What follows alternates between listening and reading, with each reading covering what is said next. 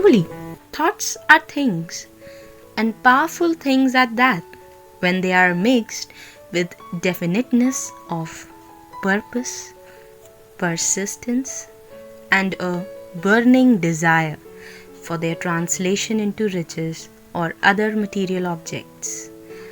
A little more than 30 years ago, Edwin C. Barnes and he discovered how true it is that men really do think and grow rich. His discovery did not come about at one sitting. It came little by little, beginning with a burning desire to become a business associate of the great Edison. One of the chief characteristics of Barnes' desire was that it was definite. He wanted to work with Edison, not for him. Observe carefully the description of how he went about translating his desire into reality, and you will have a better understanding of the 13 principles which lead to riches. When this desire or impulse of thought first flashed into his mind, he was in no position to act upon it. Two difficulties stood in his way. He did not know Mr. Edison, and he did not have enough money to pay his railroad fare to Orange, New Jersey.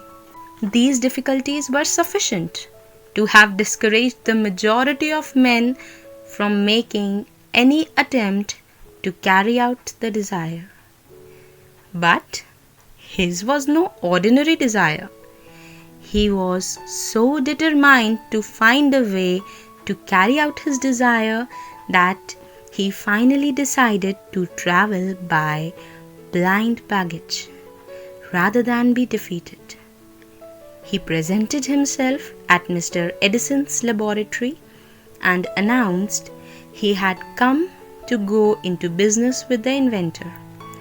In speaking of the first meeting between Barnes and Edison, years later, Mr. Edison said, "He stood there before me looking like an ordinary tramp, but there was something in the expression of his face which conveyed the impression that he was determined to get what he had come after.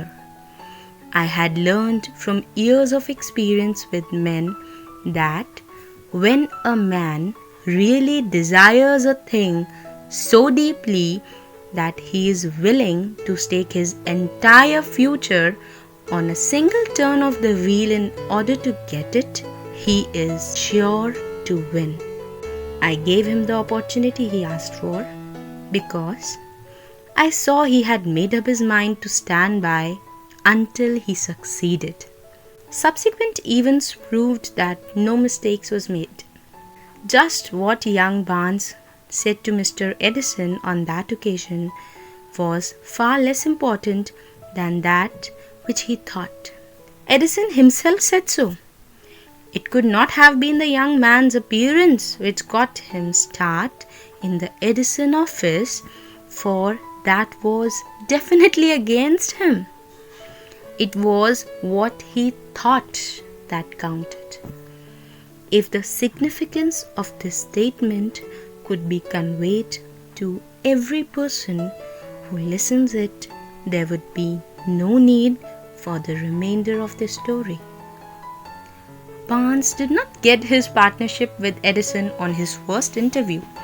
He did get a chance to work in the Edison's office at a very nominal wage, doing work that was unimportant to Edison but most important to Barnes, because it gave him an opportunity to display his merchandise where his intended partner could see it. Months went by. Apparently, nothing happened to bring the coveted goal which Barnes had set up in his mind as his definite major purpose. But something important was happening in Barnes' mind. He was constantly intensifying his desire to become the business associate of Edison. Psychologists have correctly said that when one is truly ready for a thing, it puts in its appearance. Barnes was ready for a business association with Edison. Moreover, he was determined to remain ready until he got that which he was seeking. He did not say to himself, well, what's the use? I guess I'll change my mind and try for a salesman job. But he did say, I came here to go into business with Edison and I'll accomplish this end if it takes the remainder of my life. He meant it. What a different story men would have to tell if it only adopted a definite purpose and stand by that purpose until it had time to become an all-consuming obsession. We should be determined on our purpose until it becomes our obsession. Maybe young Barnes did not know it at the time, but his bulldog determination, his persistence in standing back of a single desire, was destined to mow down all opposition and bring him the opportunity he was seeking. When the opportunity came, it appeared in a different form and from a different direction that Barnes had expected. That is one of the tricks of opportunity.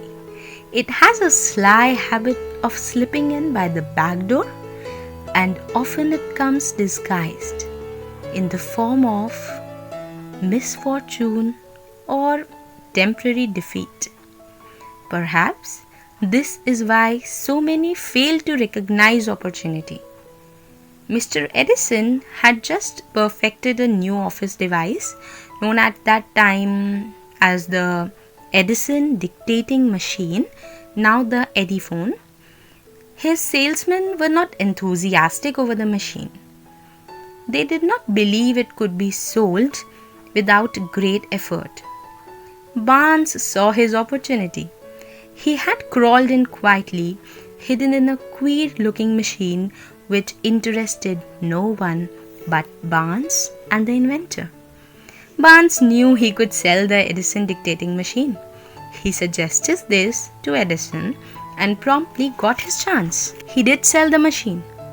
In fact, he sold it so successfully that Edison gave him a contract to distribute and market it all over the nation. Out of that business association grew the slogan, made by Edison and installed by Barnes. The business alliance has been in operation for more than 30 years.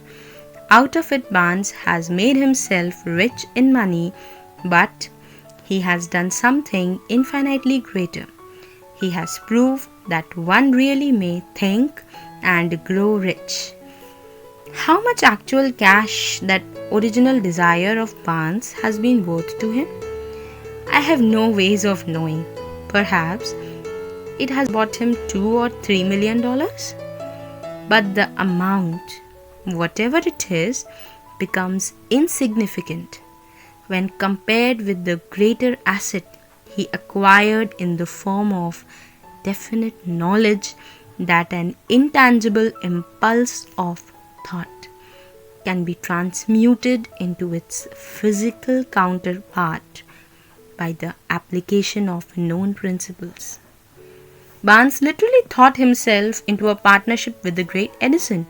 He thought himself into a fortune. He had nothing to start with except the capacity to know what he wanted and the determination to stand by that desire until he realized it. He had no money to begin with.